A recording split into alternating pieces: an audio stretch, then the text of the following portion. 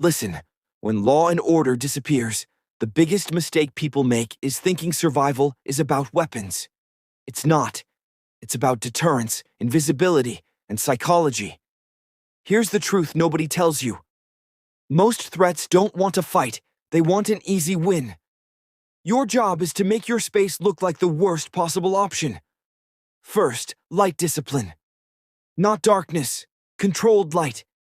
A single low glow behind you makes silhouettes useless and tells outsiders nothing about how many people are inside. Second, sound control. Soft barriers, fabric, even cluttered rooms absorb noise. Silence makes predators nervous. Noise gives them confidence. Third, barriers that don't look tactical. Messy yards, awkward entry points, things that slow movement without screaming trap. People avoid effort when stress is high.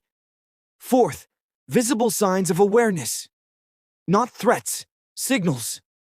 Movement, subtle rearrangements, signs that someone is watching. Uncertainty is powerful. Fifth, layered space. Never rely on one line of defense. Distance buys you time, and time saves lives. And finally, mindset. The most effective DIY defense is not panicking. Desperate people make predictable mistakes. Calm people don't. Here's the dark humor part. In collapse scenarios, you don't need to be stronger than everyone else, just less attractive as a target. Survival isn't about domination. It's about convincing danger to pass you by. And when the rules are gone, that quiet advantage matters more than anything.